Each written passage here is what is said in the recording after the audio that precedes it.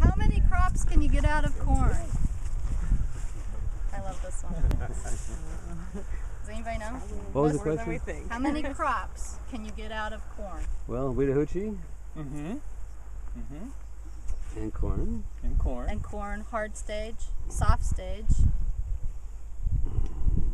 What kind of corn? Are we talking sweet corn or pure? Any corn. So you mill it, you make hominy out of it? The leaves are used in certain restaurants to wrap tamales. Okay. Then we also have, oh dear. Then of course there's the people that go to Walmart in the fall that live in the city and they buy the corn shocks, And I was selling corn shocks. It was 10 in a bundle for $10 one year. Wow. So I was selling them for $1 a stalk one year. Which to me is insane. Yeah, without the ears. She had sold the ears previous. Sold the ears 10 cents each for squirrel corn. That was regular field corn.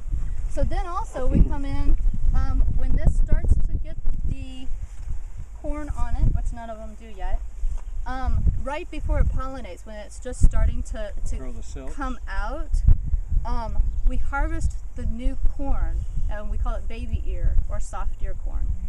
If you buy those little jars of oriental corn that's pickled, it's what it is. It's just that little stuff. And what it is it's the corn before it pollinates. And all the sugars that would normally go out into the kernels are still concentrated into the cob. And so you have this nice little cob about so big, it's super, super sweet.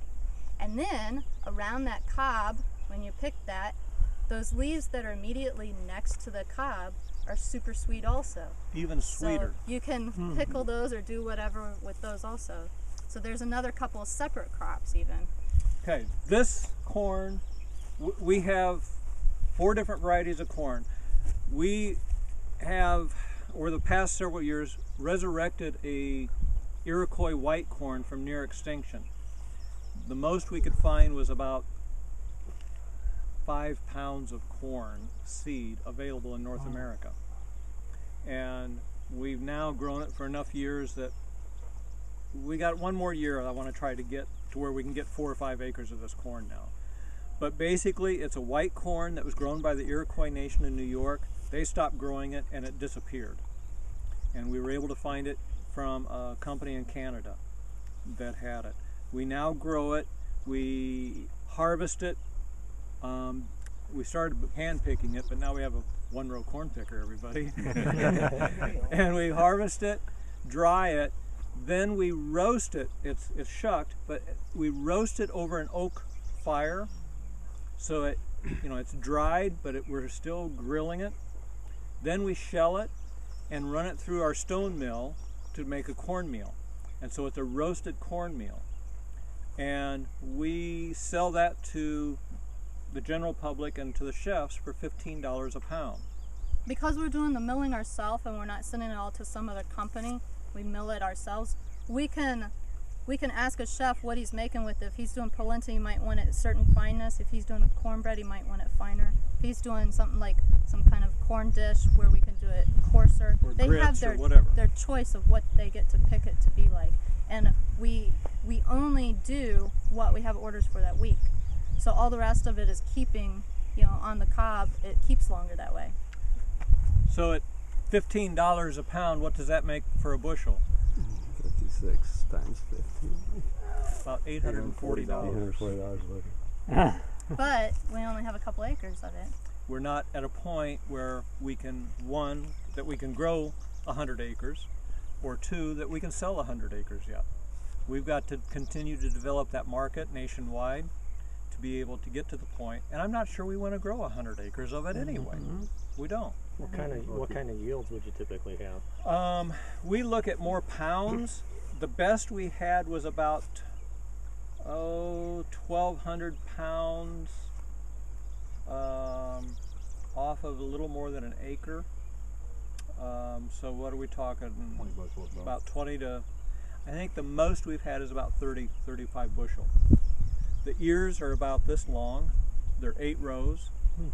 So it's not a big round ear, but if it's done well, they make really nice long ears.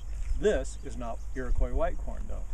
This is a corn that I've spent 2 years trying to find. This is a red flint corn from Italy.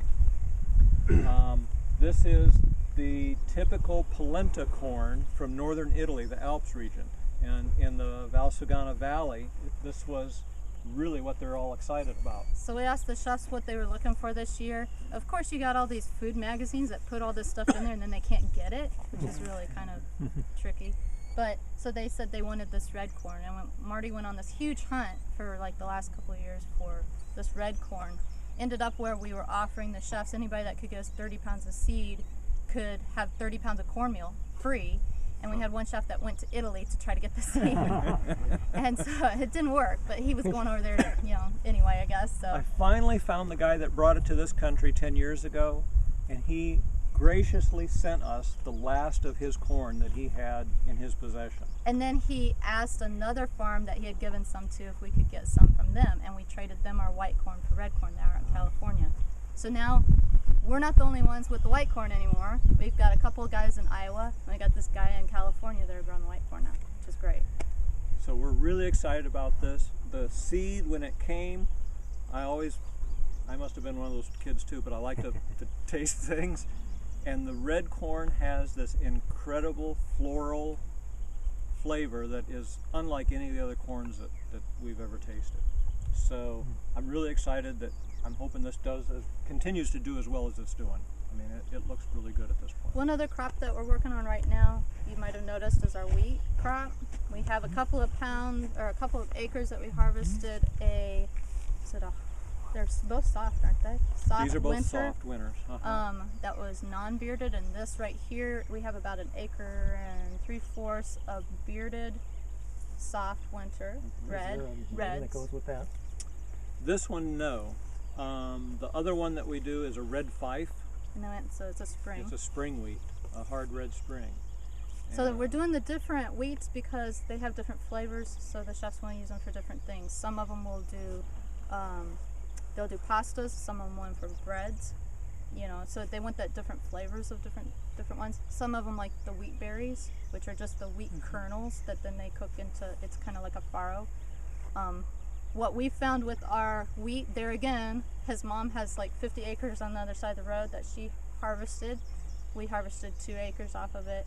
We harvested the really bad patch on the west side that it didn't get sprayed, didn't get fertilized, didn't get anything put on it, and got about 63 bushel off of it. But we sell it for $3 a pound wheat berries, $1.50 for the flour. So the cost that we're getting out of it there again, it balances out not getting the yield for us.